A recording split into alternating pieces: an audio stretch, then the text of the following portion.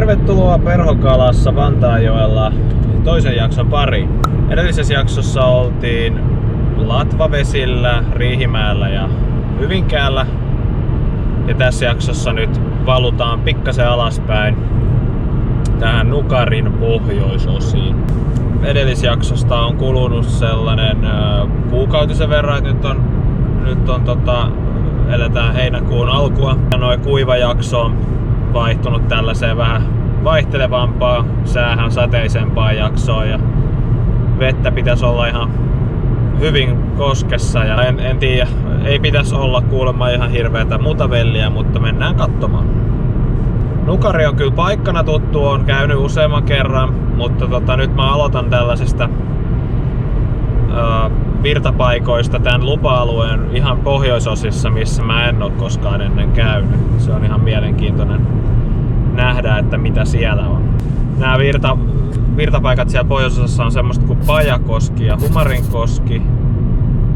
Vai Humarin. No, tulee tohon korjattuna. Ja niistä tosiaan aloitetaan, niin palataan asiaan, kun päästään juon varteen. Peurahan se siinä. Toivottavasti se ei tästä nyt päivää.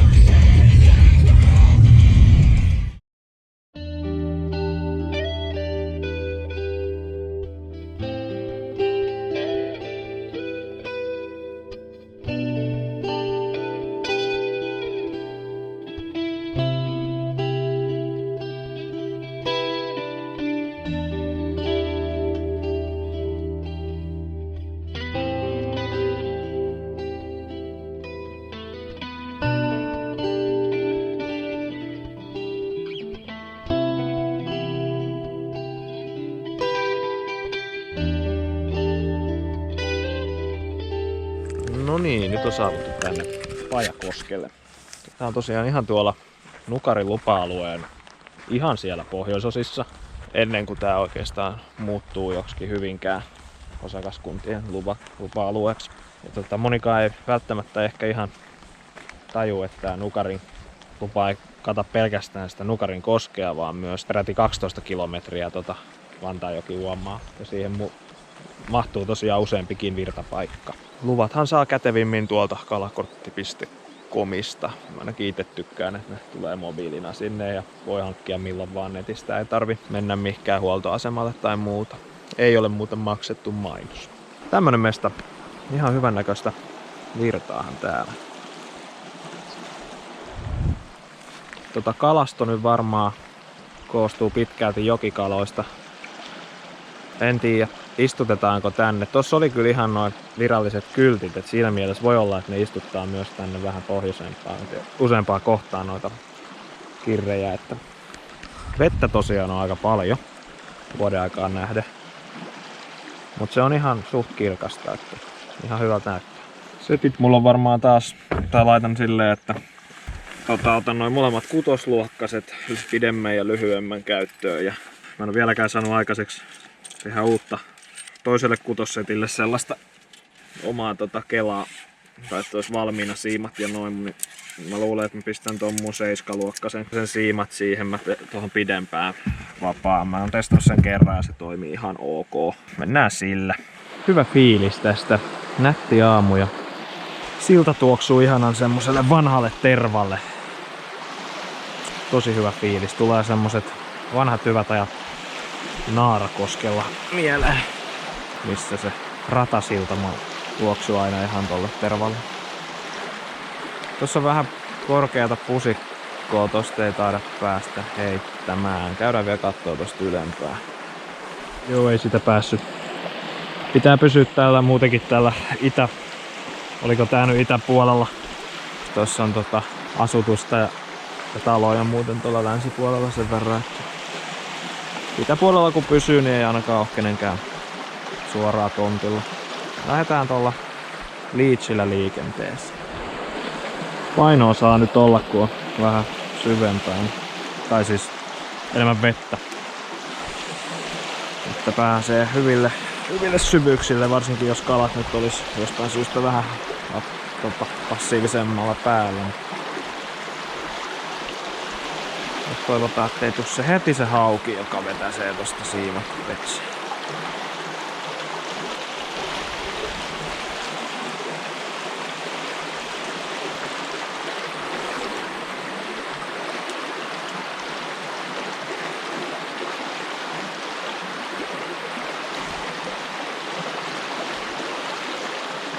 En tosiaan tiedä, miten nää istuttaa tänne, että istuttaako ollenkaan tänne ylemmäs.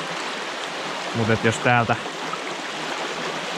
Mun veikkaus on, että ei istuta, mutta en tosiaan tiedä, ei perustu mihinkään. Et jos täältä nyt varmaan kirren saisi iskeä, niin se saattaisi olla joku, joka on tullut vähän pidemmältä ja ollut ehkä vähän kauemmin joessa.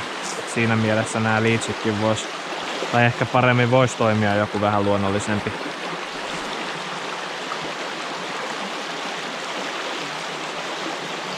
Joku jokitaimenhan täältä saattaisi napata kanssa. Tää Nukarinkin alue on sen verran jo useamman vuoden mun mielestä tuottanut noita poikasia, että voi olla, että ne jokeen jäävät yksilöt alkaisi olla pikkuhiljaa jo ihan hyvän kokoisia.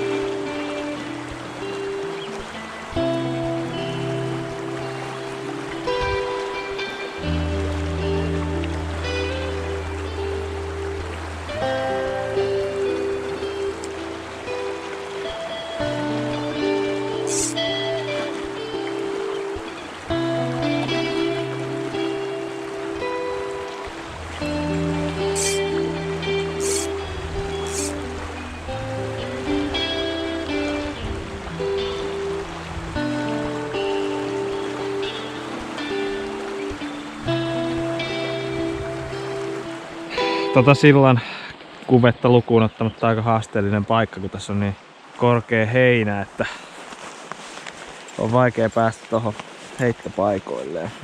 Et vaikka saisikin heitettyä verhon tonne veteen jostain tosta heinikosta, niin yritä siinä sitten uittaa taikka edes saada sitten mahdollista kalaa ylös siitä. Mutta jatketaan alaspäin. Jumalattoman rämpimisen jälkeen tuossa miehenkorkuisessa heinässä pääsin tähän rantaan, vaan todetakseni, että eihän tässä voi heittää. Tehdään niin, että mennään suoraan tässä on tämmönen välivirta-alue tässä kahden kosken välissä, niin mennään niin, että mennään eka tonne alas ja sitten kun tullaan ylös, niin voidaan tuolta toiselta puolelta heittää. Musta tuntuu, että tossa ei ole mitään ongelmaa tuolta toiselta puolelle heittää.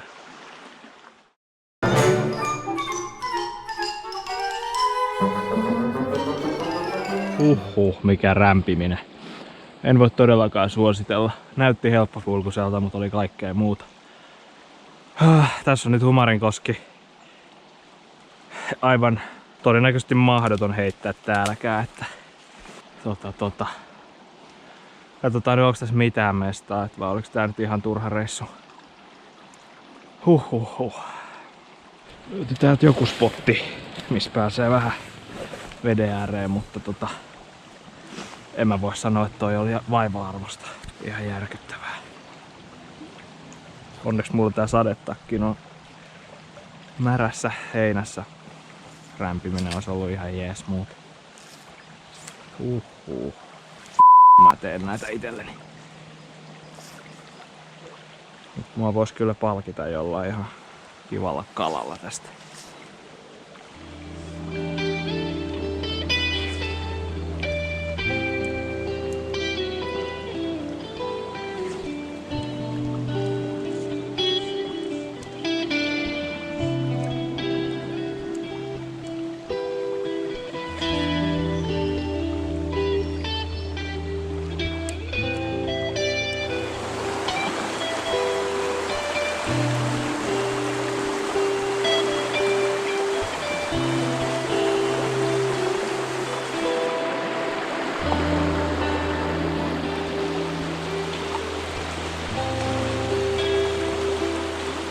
Siinä on ihan jollain kivalla paikalla tontti kyllä. Tästä on kyllä aika haastava heitellä jos tästä kala iskee, niin sit se on kyllä vielä haastavampaa. Mutta en itselleni nyt mahda mitään. Pakko tästä on pari heittoa heittää. Varsinkin ton rämpimisen jälkeen.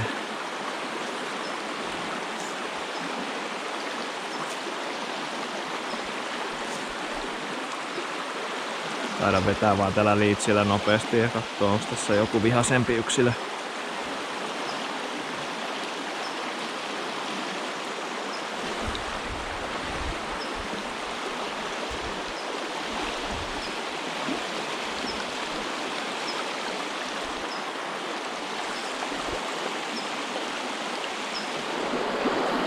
Nyt täältä löytyy ihan kivi, minkä päällä pystyy seisoo. Täältä loppuliivun puolelta.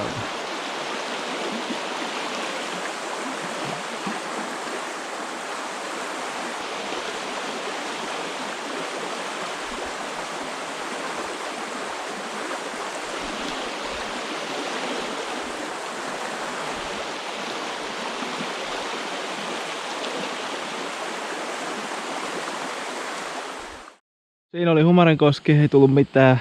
Nyt pitäisi rämpiä takaisin tonne. Ei tuo on ihan sikapitkä matka.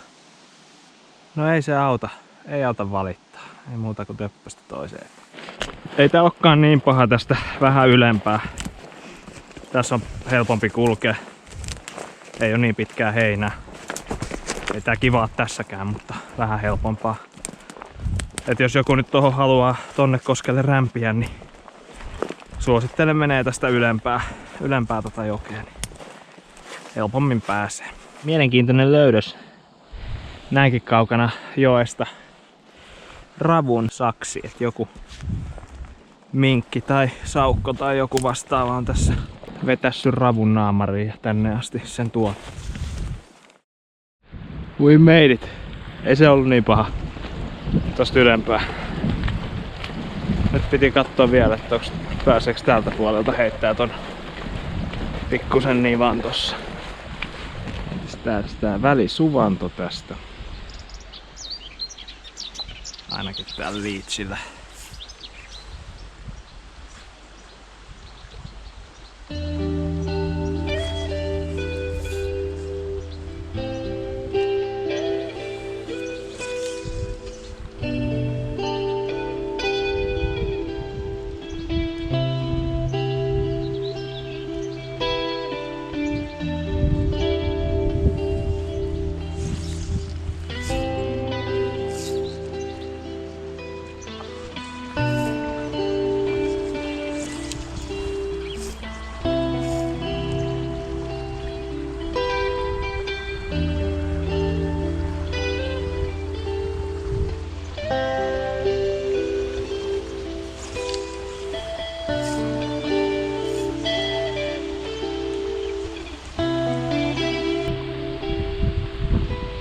Emme malta olla ajattelematta, että jos tässäkin joessa pääsisi taimen niin paljon lisääntymään, että niitä olisi isompaa semmoista 40-45 senttistä kalaa jäisi tähän jokeen asustamaan myös kesäajaksi. Niitä levittyisi pitkälti tätä jokialuetta, niin tääkin olisi kyllä aika makea paikka vaikka pinturilla niitä. Voisin kuvitella, että niitä tossa olisi ja tossa kosken kuohuissa, mistä niitä voisi sitten yrittää narrata. Vähän tämmönen englantilaistyyppinen mestaus, olisi aika hieno. Ainutlaatuinen varmaan Suomessa sitten, jos sellaiseen pääsis. En toki tiedä, onko se mahdollista. Ja vaikka taimen pääsisikin tosi hyvin lisääntymään tässä, niin jäisikö niitä jokitaimenia sitten ainakaan niin isoja.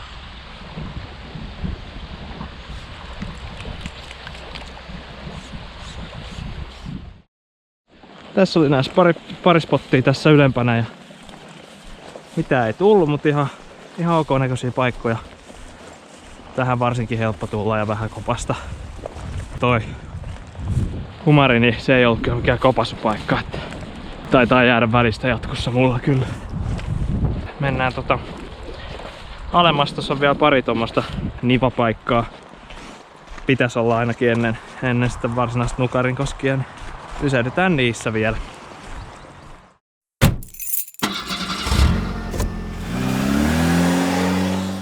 No niin, saavuttiin tähän vähän alemmas. On tääkin joku semivirallinen kohde, koska tossa on ihan Nukarinkosken säännöt ja muut.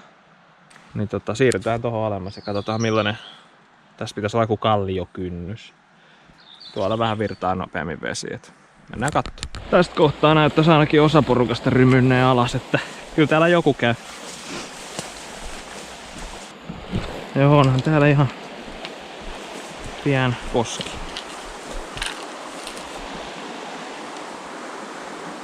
Heitellään tässä pari heittoa.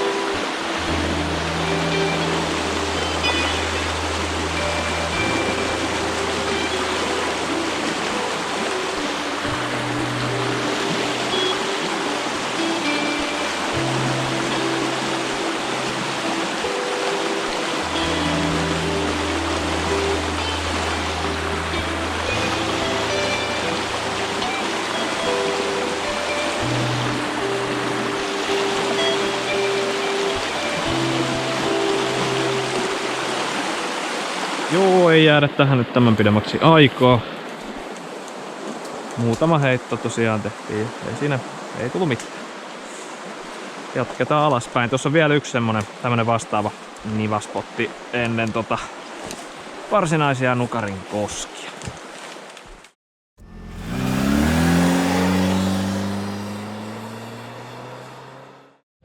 Ehkä joku muu jo. Katsotaan, millainen spotti tää on. Mahtuuko tänne kahta ollenkaan?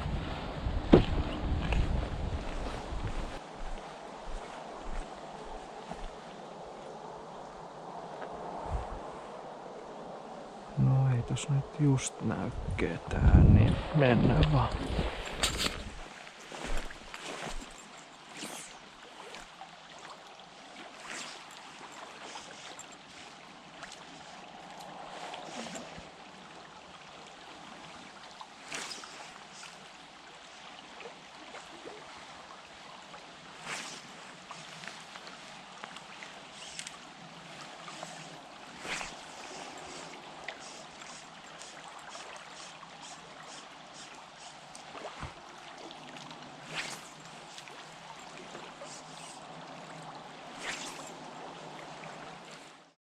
Joo, tää oli tämmönen paikka. Ei mikään kovin kummonen. Siinä kaverin kanssa vaihdettiin pari sanaa, hän oli siinä ollutkin ja sanoi, että rauhallista on. Mutta siirrytään vaan varsinaiselle koskille nyt sitten, että onko se tätä tietä?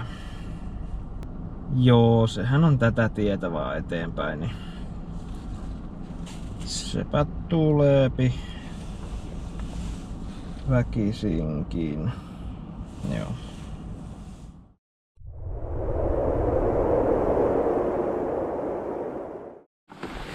Nyt saavuttiin tänne Nukarinkosken ihan tähän yläosalle. Tää on sitten paljon suositumpi ja kovempi kalastuspaine täällä kuin tuossa ylempänä. Mutta tästä nyt varsinaisesti Nukarinkosket alkaa ja mennään kattoo millaista siellä on meininki tänään.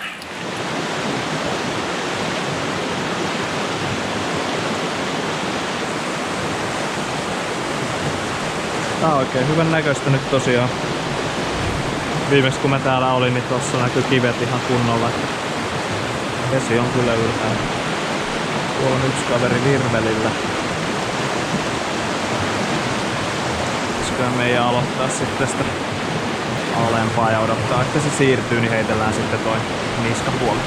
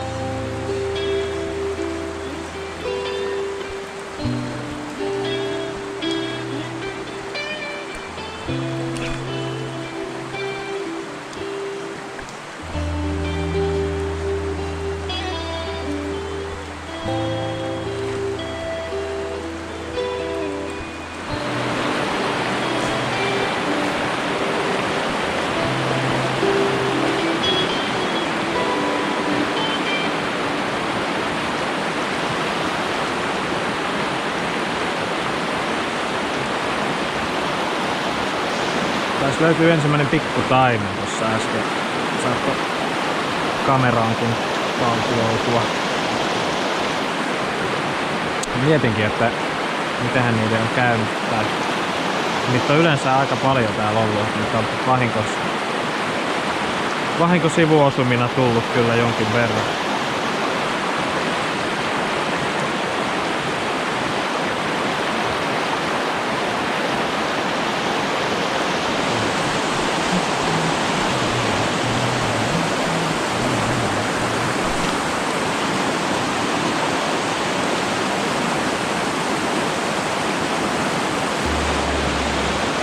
Sieltä löytyi kans.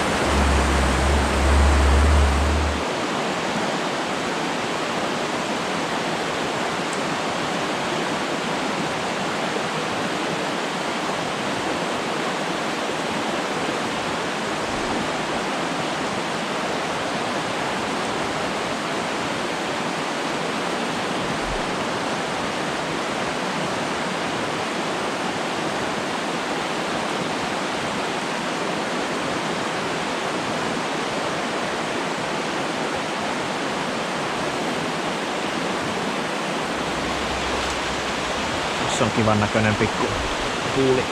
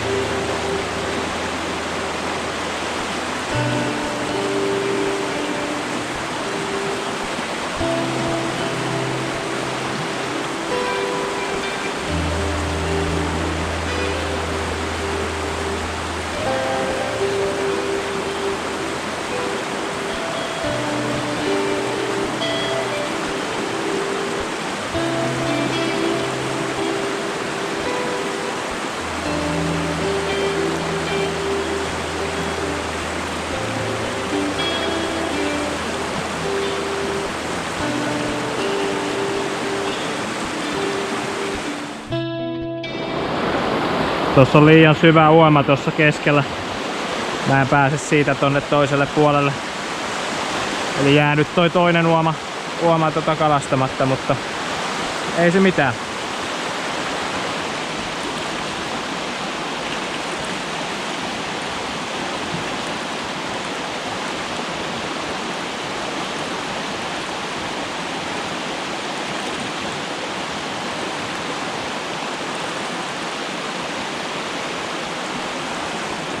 Ja luontohan on aivan upea täällä Nukarissa, että ei ole Suomessa montaa tämmöistä upeassa lehdossa menevää koskea. Näitä saisi olla melkein enemmän tässä Etelä-Suomessa ja nimenomaan kunnollisia paikkoja. Toki minä en niitä kaikkia välttämättä edes tunne, mutta näitä saisi olla kyllä lisää.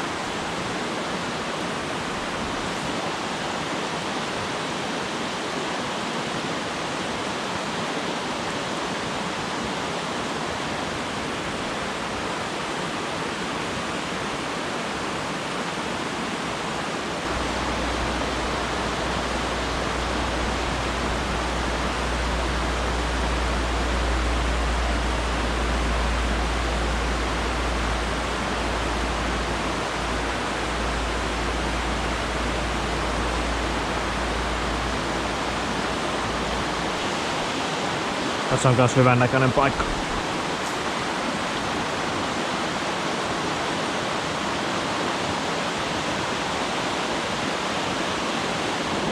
Välähti nymfin perässä ihan hyvä välähdys. En ole varma, että oliko se taimen vai mikä.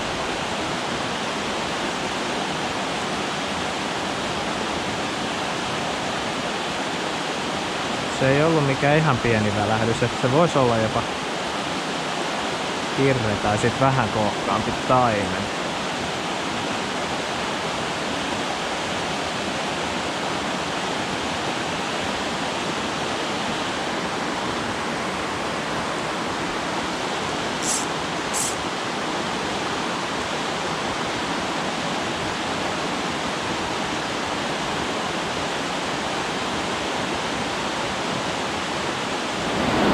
Tässä on kanssa hyvän näköinen puuli.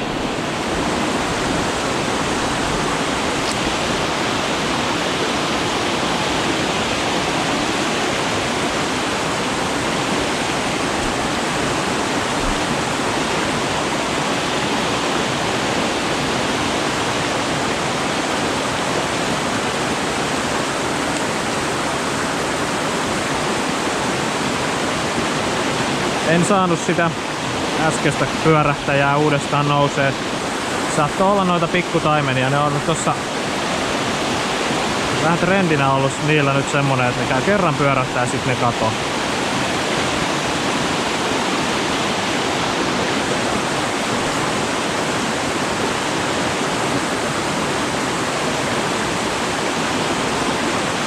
No, nyt on joku. Näyttäisi ahvenelta. Vai onko pien taimen? Vai hauki? Mikä tää? Jokihauki. Yllättävän kovassa virrassa se tossa on.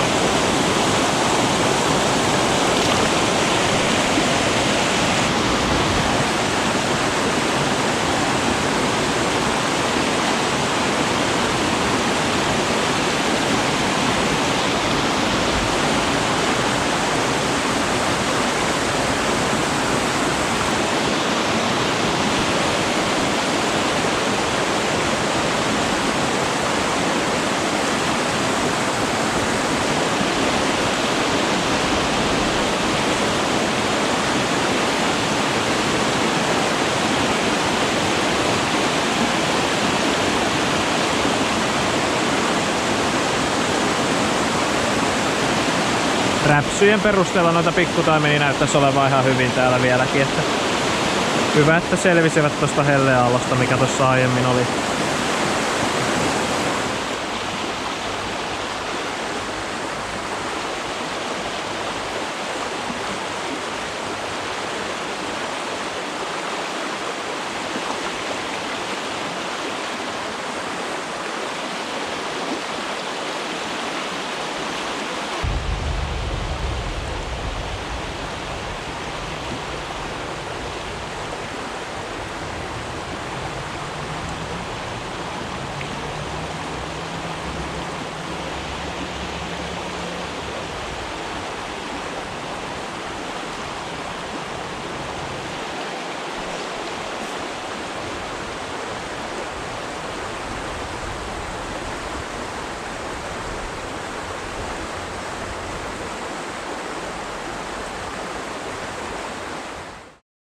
No niin, mulla alkaa aika loppua.